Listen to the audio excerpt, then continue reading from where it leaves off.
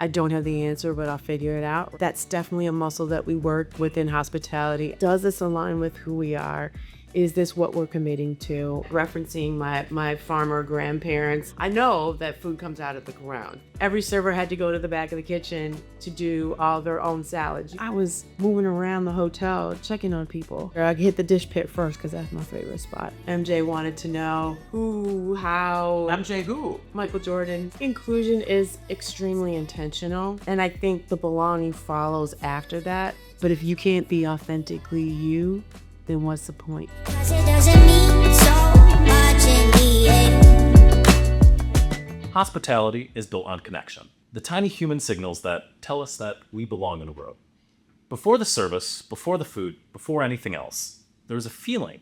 And for over 30 years, Michelle Herndon has been doing the deep, often unseen work of shaping that feeling in restaurants, in events, in HR, in coaching circles. Her journey winds through Barcelona, the LA fine dining scene, Hollywood power lunches, Michael Jordan's restaurants, reinventing herself, Chicago kitchens, and the courage to build the culture from within. She's lived in every corner of hospitality, and she's built a career around one simple truth. Belonging isn't a policy. It's a practice. It's a muscle, and we have to use it every single day. Michelle Herndon, welcome to All in Good Taste. Thank you so much. I'm so happy to be here. I am so excited to be filming with you today. I absolutely love you. I love you too. It's such an amazing journey, and I've learned so much from you from over the years, so I'm honestly grateful you sit there. I'm so thankful for that and thankful for you. What an intro. I'm exhausted just listening to it. I'm just trying to celebrate you. What is the first signal that you look for when you walk into a restaurant that the space is built for belonging? I think it's more of a feeling.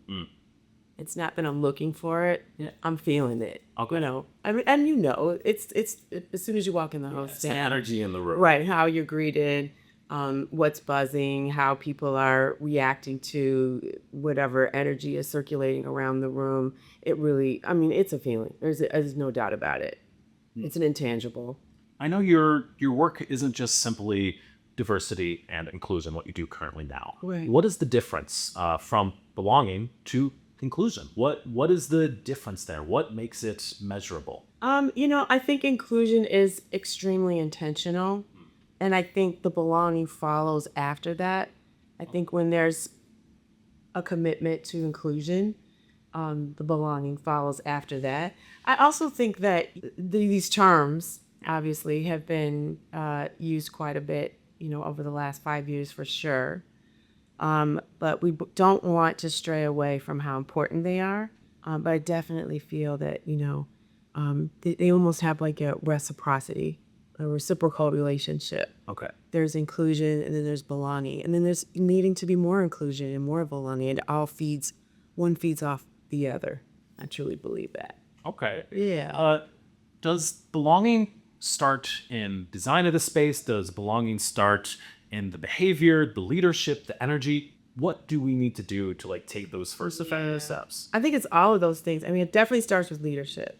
If it's not there if they're not committing, if the leadership of the company is not committing to it, it has nowhere to go, right? Mm-hmm. Or if it starts someplace else in the company, it just becomes disjointed and then the energy's all over the place. Or it starts and stops or never finishes or peters out.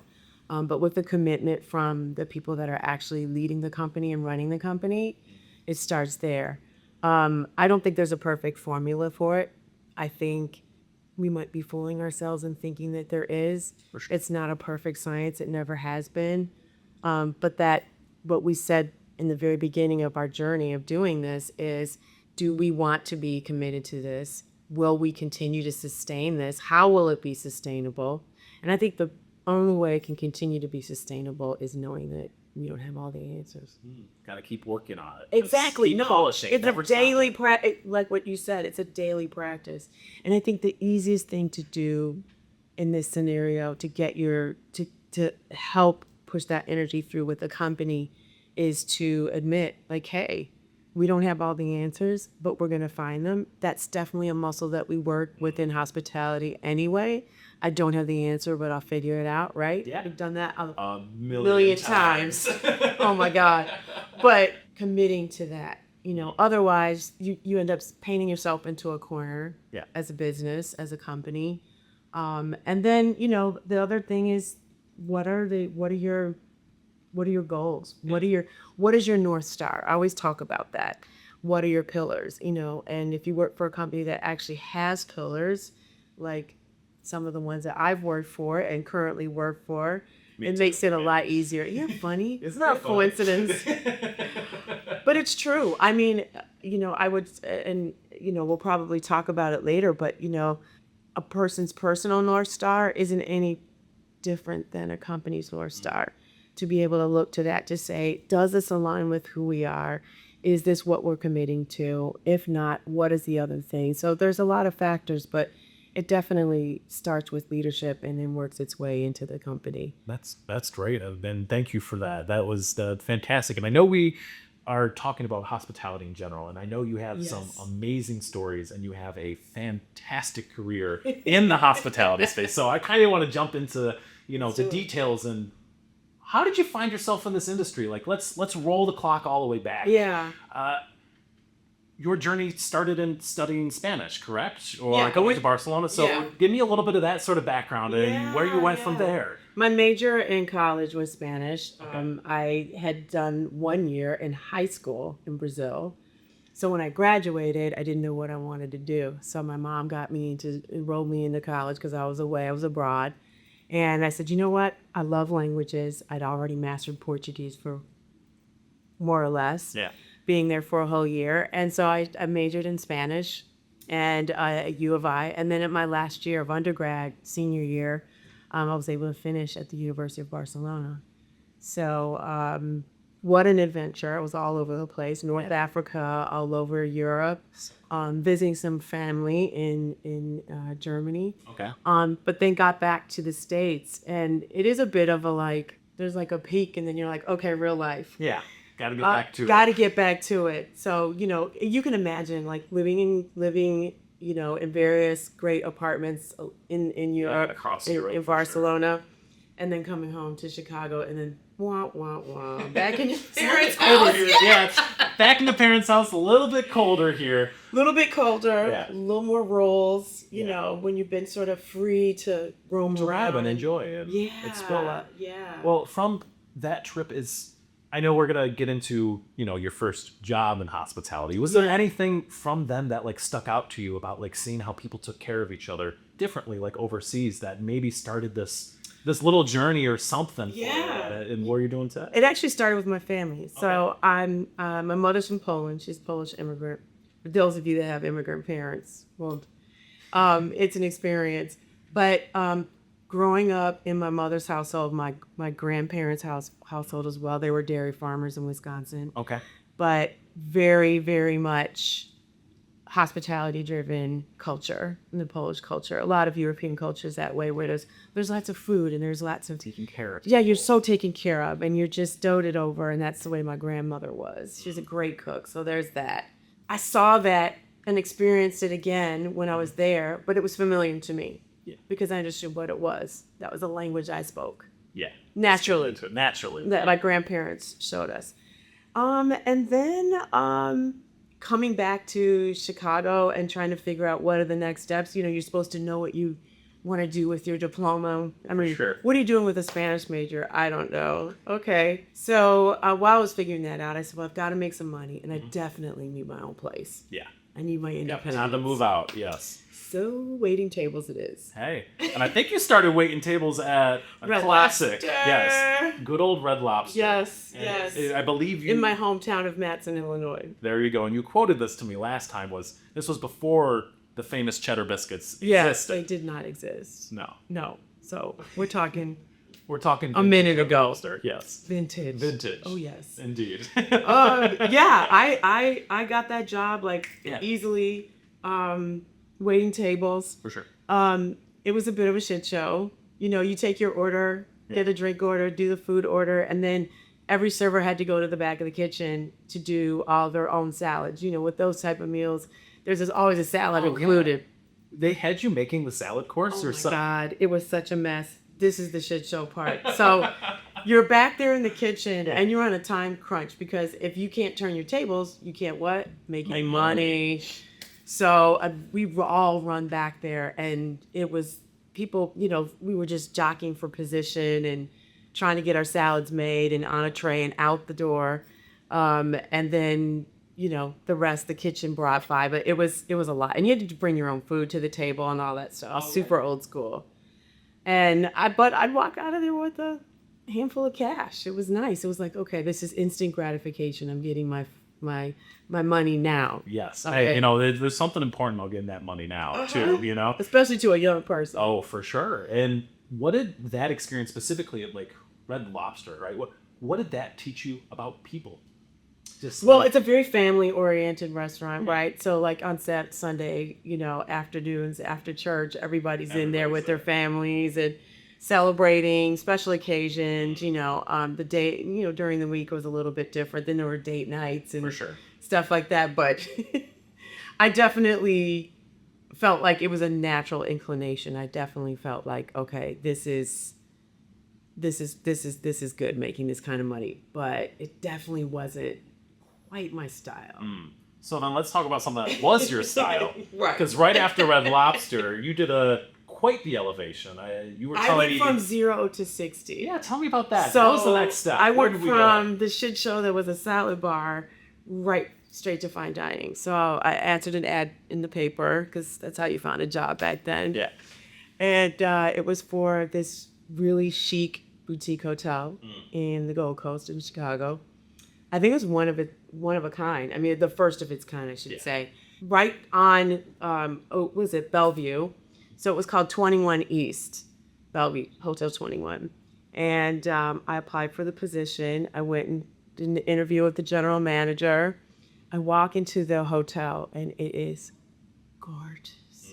It is every single detail. It's just flawlessly designed. That's when I made the connection to Europe because I was like, okay, This is feeling... this is feeling really luxe, very chic. Swid Powell furniture, Swid Powell flatware, china. You were Beautiful wearing designer steps. too, weren't you? Armani designed our uniforms. That is so bougie, but also Oh, so cool. But I'm so comfortable. You felt at home. I'm home, Oh. just in that aesthetic. Yeah. Right. And then, the interview. I bullshitted my way through like a lot of us do, sure. But the bullshit was also real because I'd said, I'd worked in Europe and I'd just come from Europe and. Yeah. I just So graduated I'm and ready to go with I'm everybody. chic and ready. Yeah. Yes. So I got the job, but of course, like in a lot of hotel, positions in the beginning when you're the, low man on the podium, Yeah. you're 6 a.m. breakfast. Oh yeah. Ugh, So always it's late. 6 a.m. Always late. Always late. But then, once I got in the building, I did my thing. I loved that it was the first time I worked somewhere where there was a curriculum and there was structure. And there was a seasonal menu, which we're talking 89. So that wasn't a thing. Wasn't really popular. Not at all. So I was like, wow, this is cool. But I can relate to it. Again, going back, referencing my farmer grandparents. And I know that food comes out of the ground. That's just how it works. And that it's fresh and it's delicious. And that's why my grandmother and my mom cooked with fresh ingredients. And we always had a garden. So that piece of it made sense to me. So I had a natural inclination for, my palate for food and wine. And one day I had to come in on my day off and we had a menu changeover. The seasons were changing.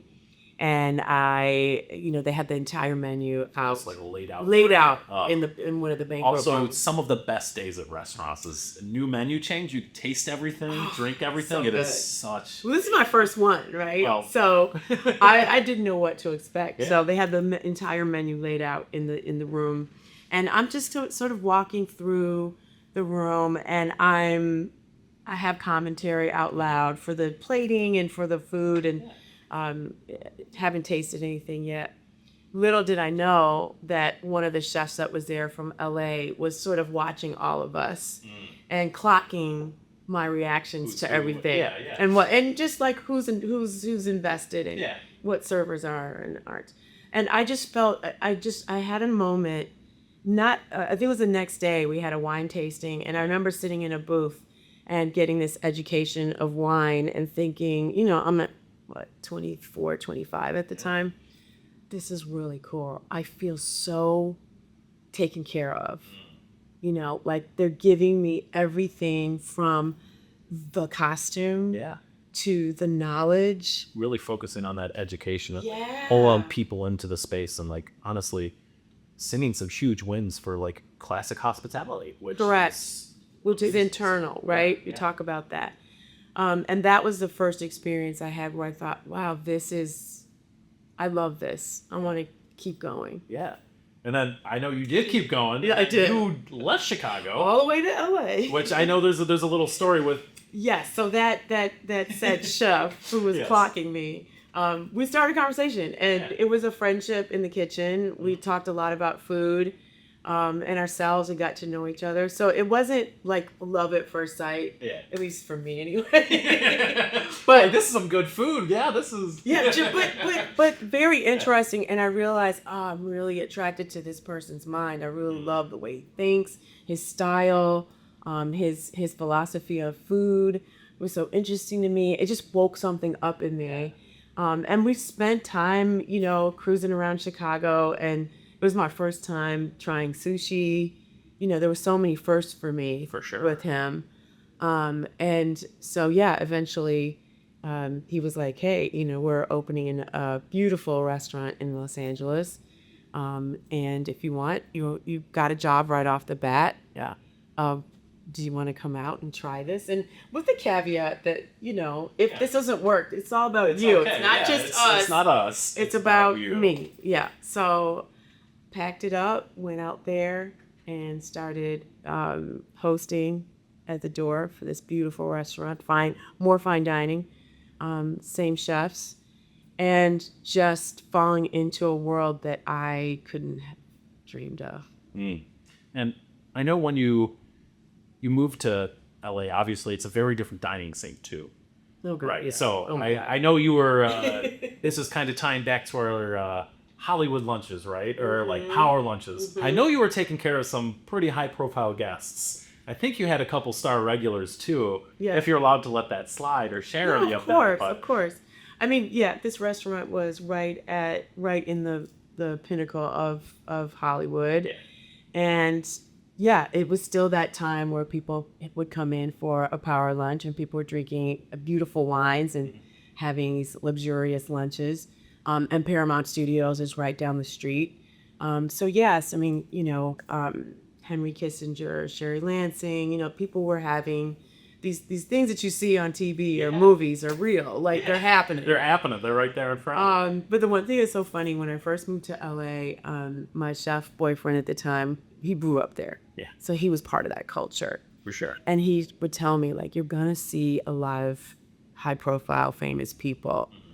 The best thing you can do is just treat them like your own people. That's all I want. Just be chill. Don't fan out.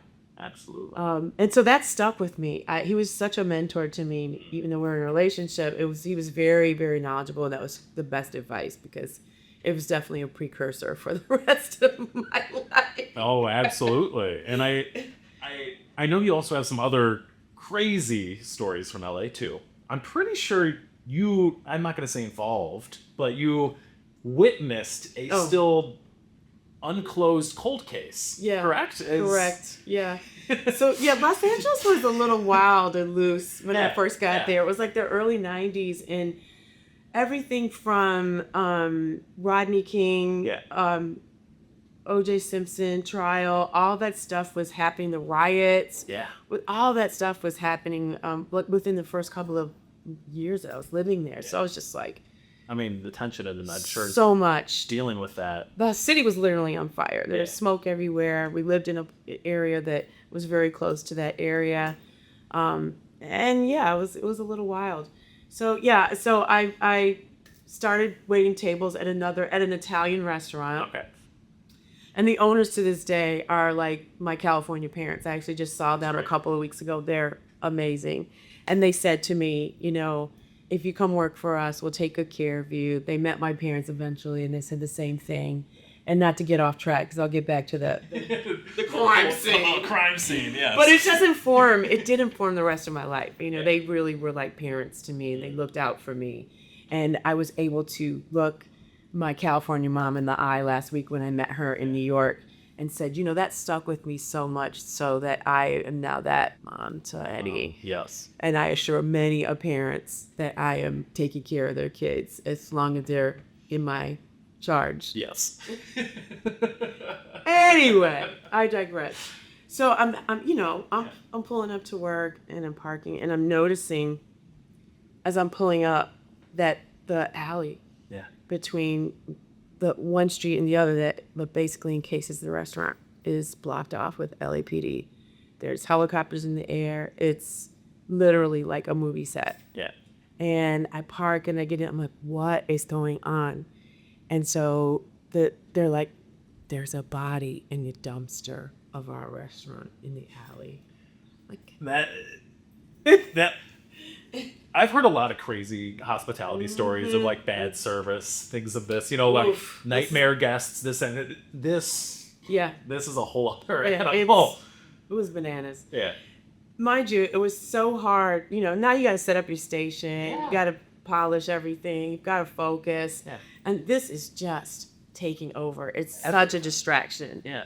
Service is going on. Of course, we're nosy. And the servers, if you've got a lull in your service, you're going to the back to kind of check out, what's going on because it's exciting and weird and all the things. Yeah.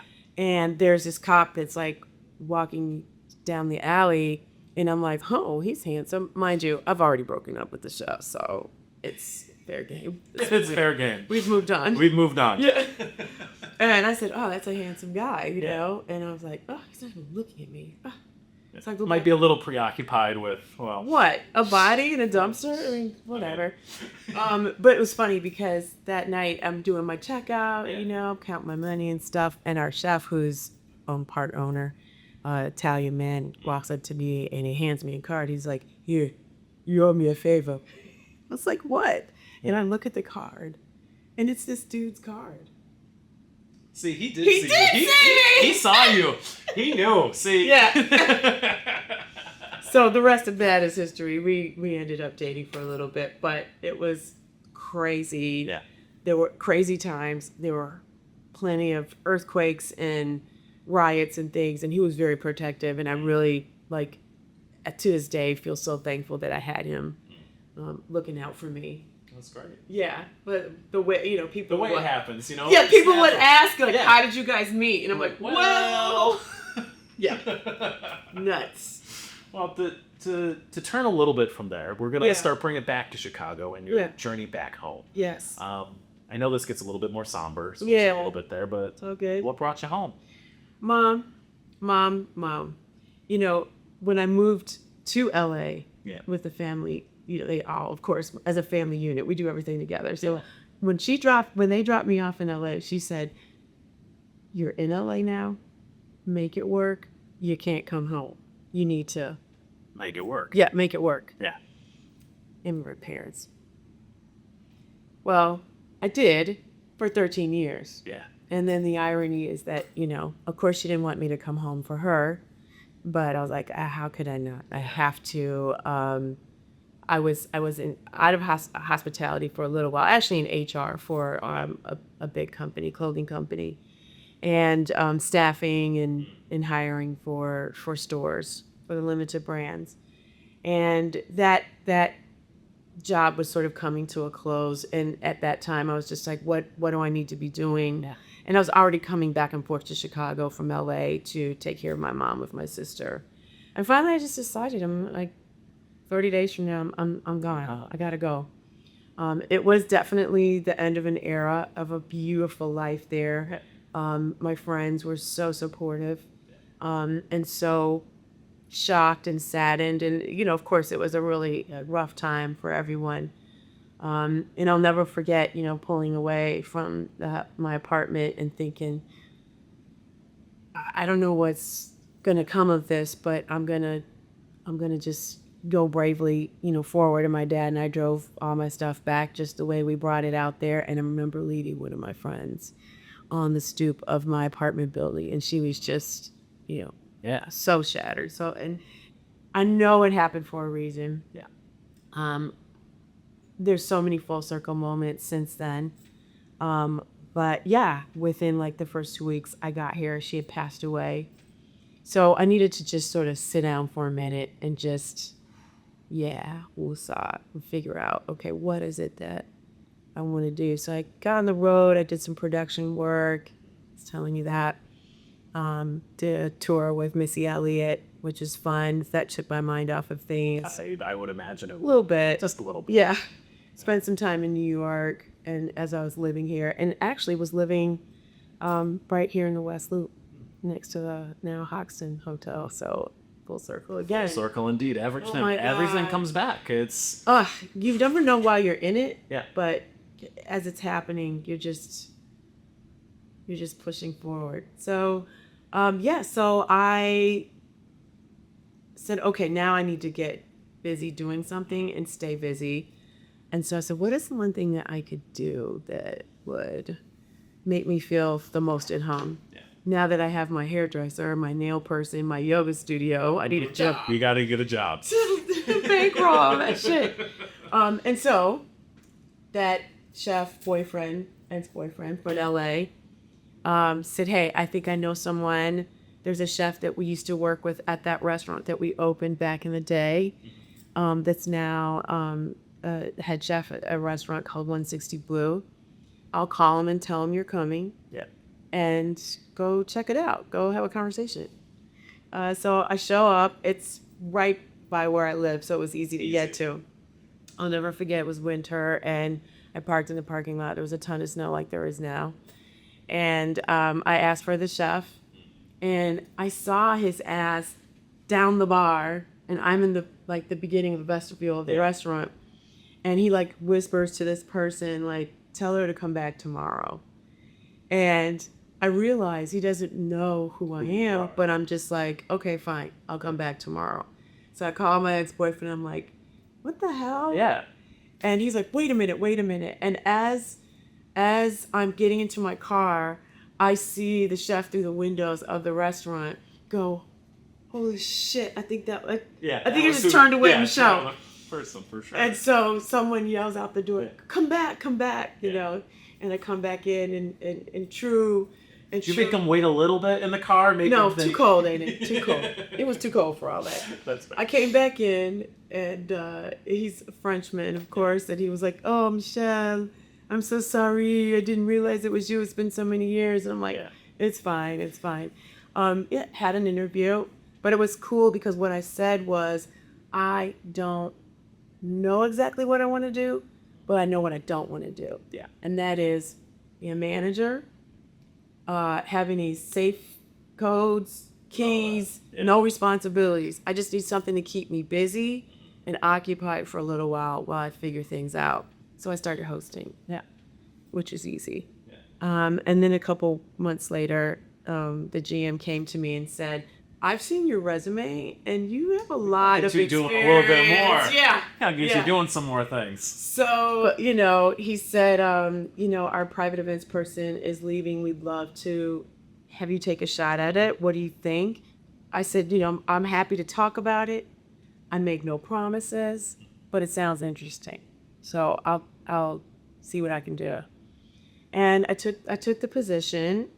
And I realized after a few short months that I really enjoyed planning events for people, providing even more hospitality for people in a way that's like a once-in-a-lifetime events, For sure. weddings, and birthday parties, all that stuff. And the business was flailing when I first came in. I think it was in an identity crisis. I think they were going to figure out. Yeah, they were going to change the name, and then they didn't. And so eventually they decided to keep the restaurant as is, fine dining. Which of course is very familiar to me. Yeah. And with our team, we were able to turn around the revenue and I was making so much money because I was enjoying myself so much. Having a good time. Right, and also it's commission based. Yeah, So which is always great. you gotta hustle. You gotta get paid. And things turned around, and to the point that MJ wanted to know who, how. MJ who? Michael Jordan. Oh, that MJ. Yeah, just clarify that one real quick. He wanted to know, as an owner, like, why is this turning around? Yeah. It wasn't solely on me, but they were like, no, it's this person in an event. She's great. Mm-hmm. Her name's Michelle. I want to meet her. Yeah. So we met, and we've been friends ever since. He's been an awesome support friend, and I to him. Yeah. And even long after, I was there for about 5 years. There are lots of crazy stories. Obviously, the man is, to be in the bubble of him. Of course. Is a privilege and an honor.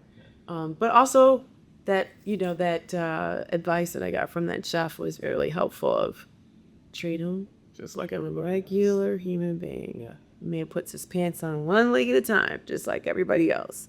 And I think that's what stuck.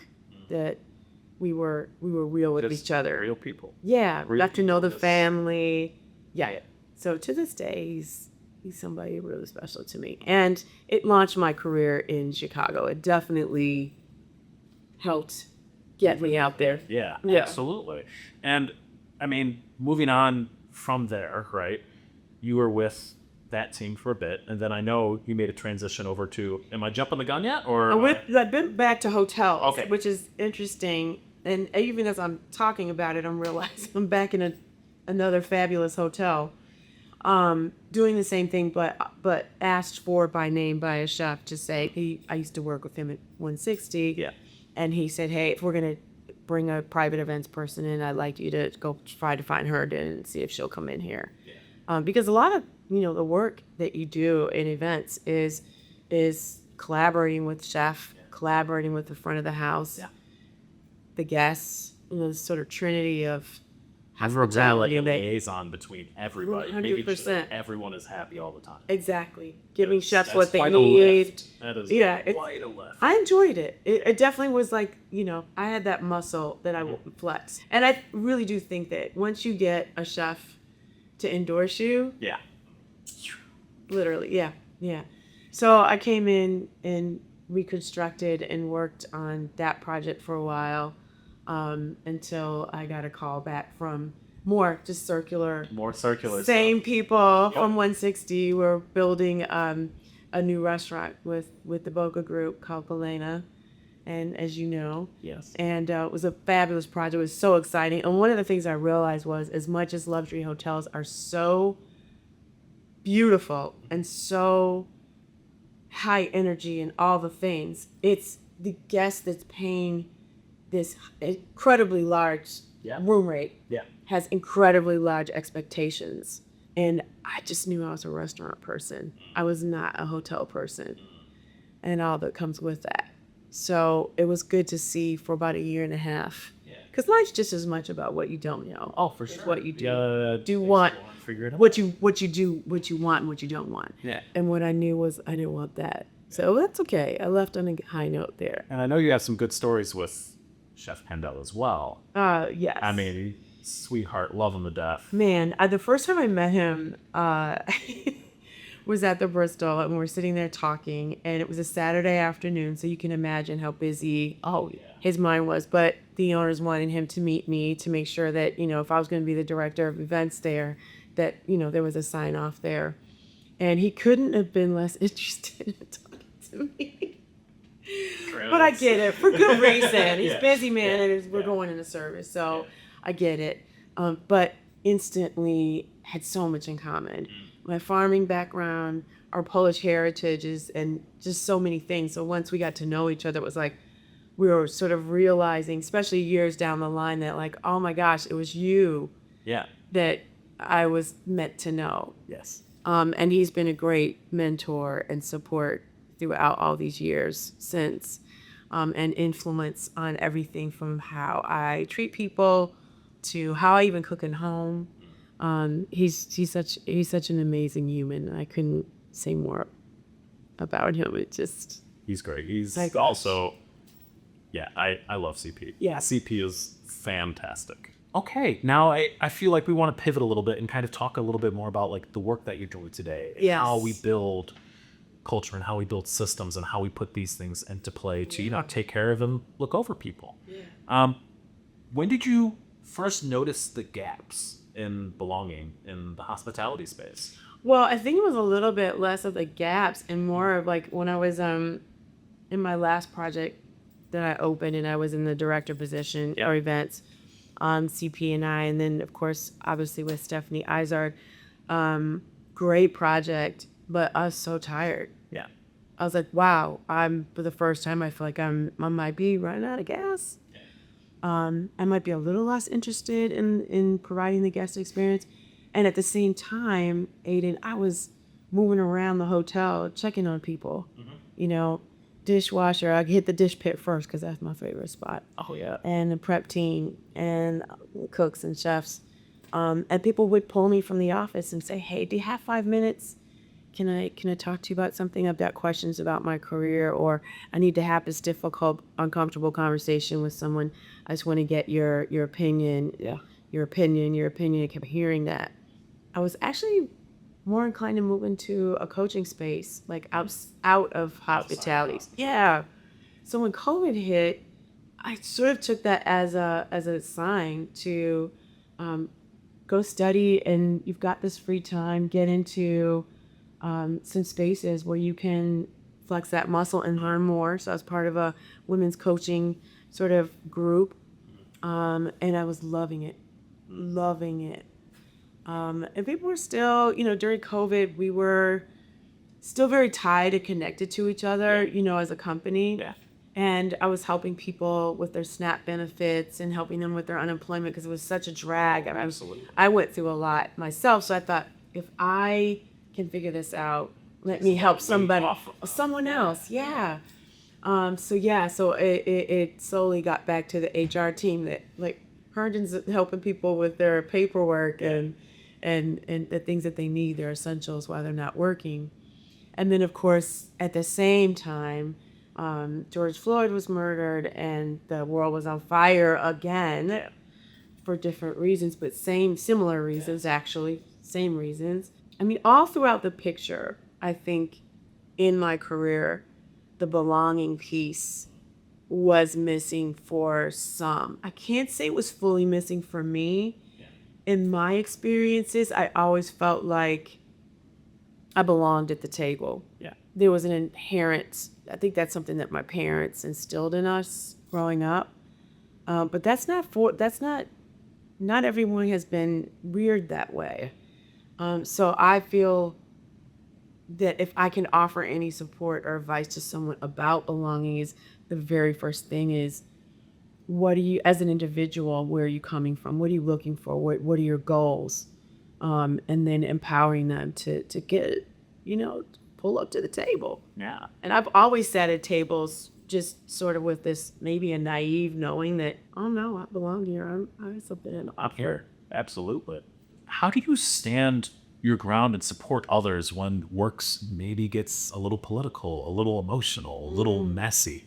But what do you do in those sorts of situations? Well, thankfully, we're working under the HR umbrella now, which I'll just dial it back just a little bit to how I arrived at that place.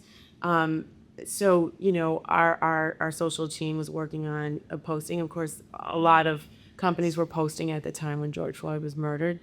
And there was this reaction to that. What I really admired about, you know, what our company was doing was pulling a response. And I think they're different. Reacting is quick and sometimes less thoughtful, where a response is measured and there's some thoughtfulness to it.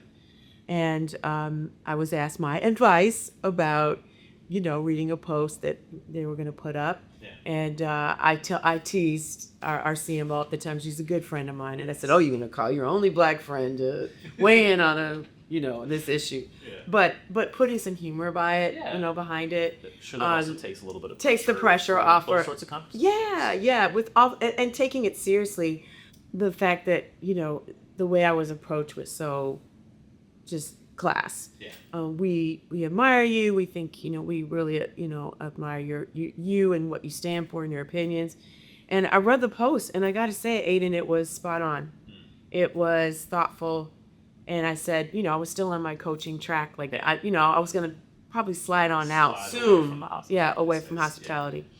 And then, no. Then no. I said, this is great. I would say stick to being humble, stick to, We're still learning. we're still learning ourselves, Yes. but be willing, and you guys will do great. Yeah. Was the advice I gave. And then I got a couple of phone calls from some people that you might know, I might. and had some really great conversations. And I think there was a time back then where if someone wanted your opinion, there was an opening of like, we really want to hear what you really, really think. Don't just tell us what we want to hear. And I had nothing to lose. Yeah. So for the first time, I was able to like fully engage with the team and say, let's vet each other. Let's talk about it. Let's make sure that this journey is something that's authentic, and that we really are talking about belonging, that we really are talking about pulling up more chairs to the table and including more people and more voices. Just filling a quota. It's not just Checking your box. checking a box. Exactly. Those were my words. I said that.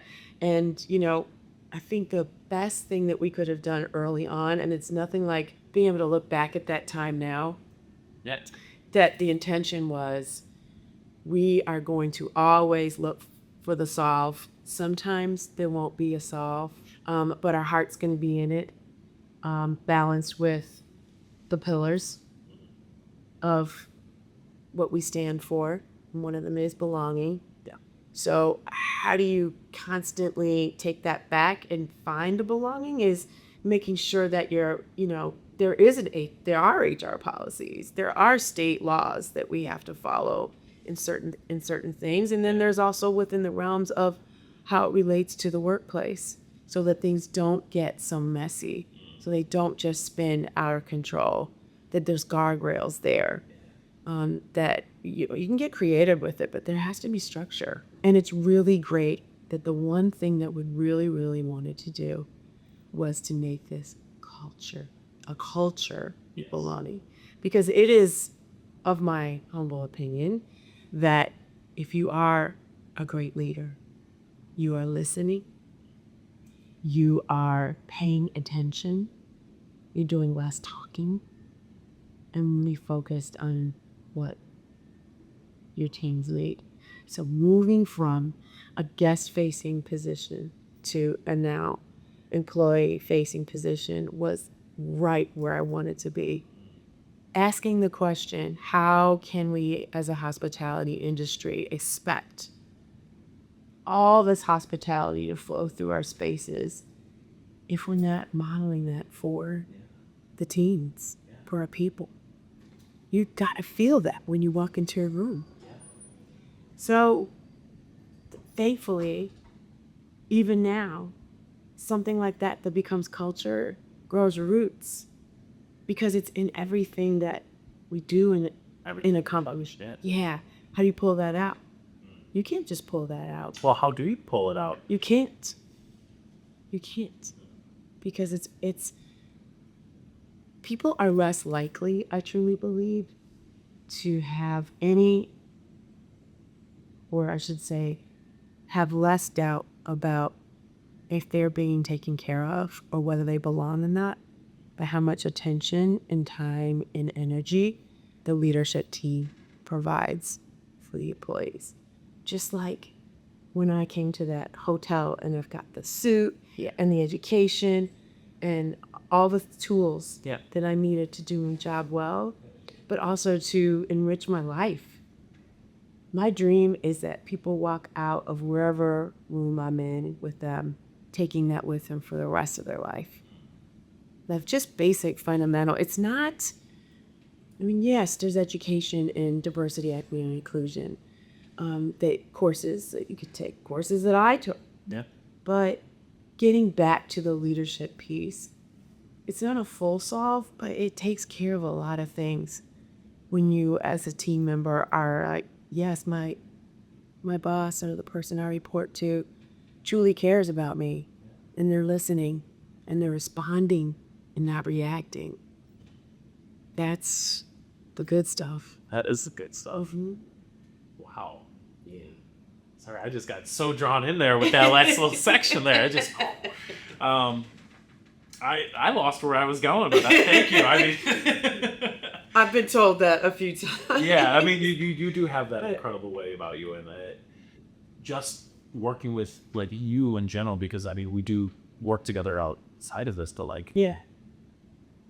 you genuinely do care about people, and you help people be seen and feel heard. And I feel like that's really like the basics of hospitality, and it's all. So like getting to see that and being a person who's received it is incredible, and I can't sing enough praises there.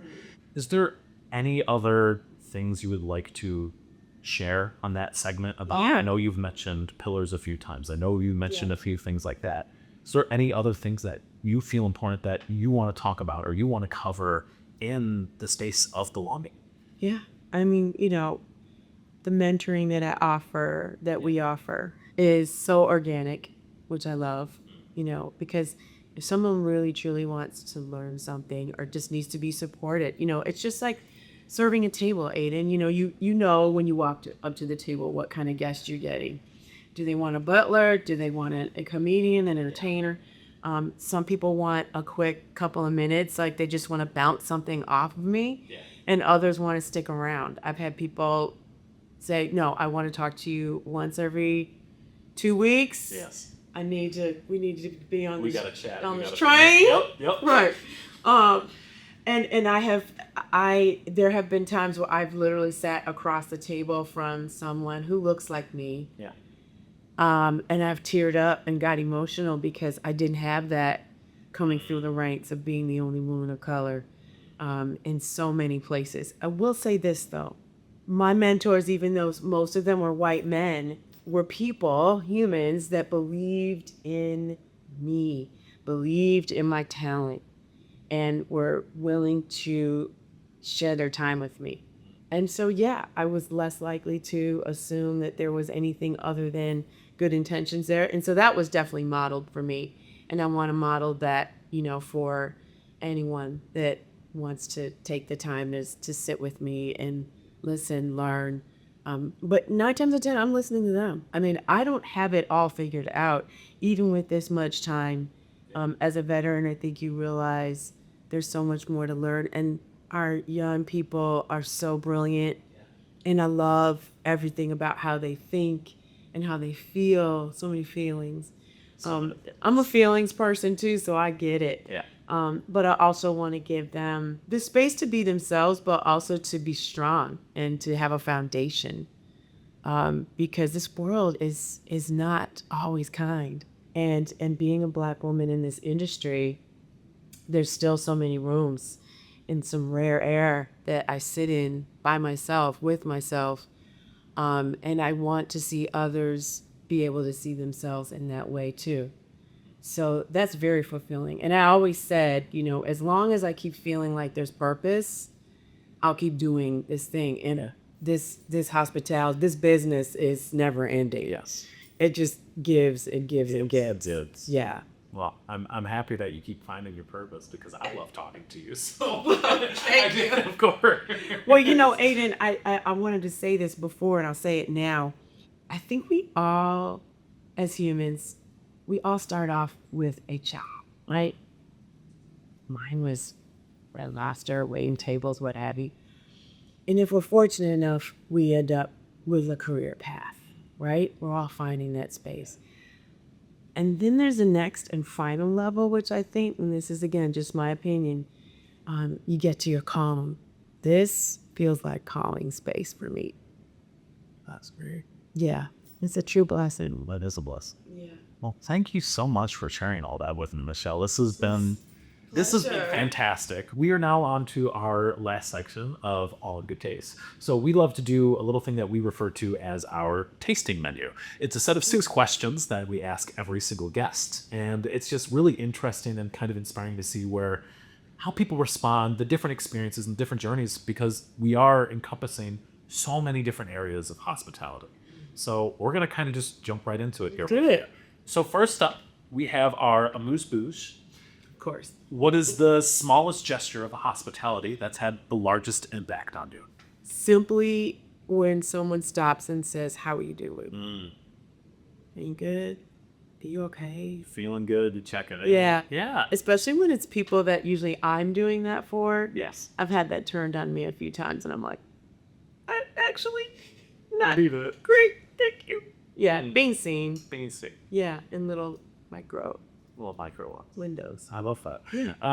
Jumping to our appetizer, what dish, drink, or moment first made you fall in love with the hospitality industry?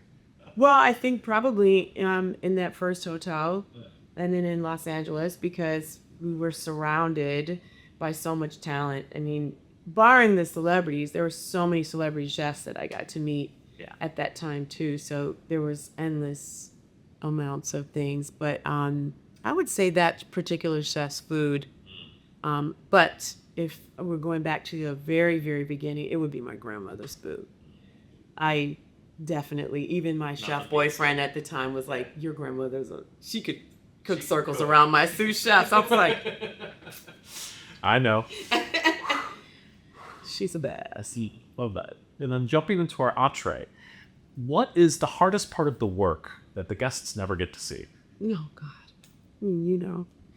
It's the hard conversations, working in the HR space. We catch it all. Oh, yeah.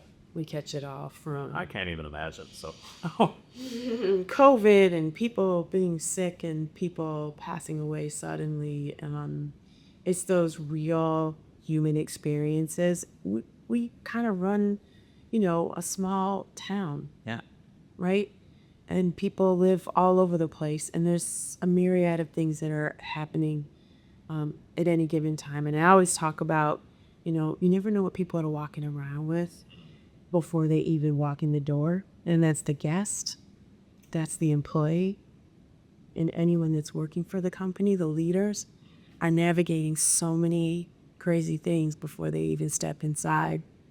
And no one sees any of that, but we try our best to navigate that with people. Okay, keep them whole. I like it. Now for our palate cleanser. Tell me about a time that spontaneity led to something unforgettable. Oh my gosh. Spontaneity. I think our business is full of spontaneous things. I can't right now in this very moment think of something in particular, but I love the muscle memory of being able to spin on a dime, woof, and make that thing happen. Yeah. Either being a part of it or receiving it. I've always been on the giving part of it, end of it. But watching a guest respond in such a way, like, I was so glad that worked out because that was quick. I had to think on my feet. Yeah. So I can't really think of one particular thing, but all the spontaneity. Yeah. All encompassing. Mm-hmm. Okay. Jumping to our dessert. What does good taste mean to you? Good taste is like class. You can't put a price on it. It doesn't really cost anything. Yeah. Good taste is how you treat people. Good taste is how you present yourself, how you show up in the world. There's no price on that. And then lastly, to our digestif. If there is one thing that you could leave our listeners with, one lesson from your journey, what would that one lesson be? Take the smallest steps and know that the smallest micro steps towards whatever goal you're going for are the biggest ones you can possibly have. Believing in yourself, taking risks, taking those chances to do something different, and being yourself. I know people say that all the time, But if you can't be authentically you, then what's the point? Because that's the real gift. It's not the stuff on the outside, it's the stuff on the inside. And working from the inside out is going to be your best friend. And then it won't matter what the circumstances are because you're authentically being yourself.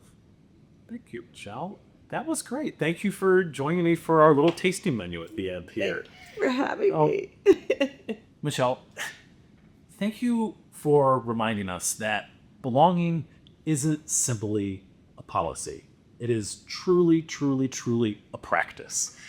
It's how we see people, and it's how we also stand with them, and how we build rooms where everyone feels welcome. Thank you so very much, Michelle. You're welcome. Thank you. This has been All in Good Taste. I love you. Oh, I love you. I love you too.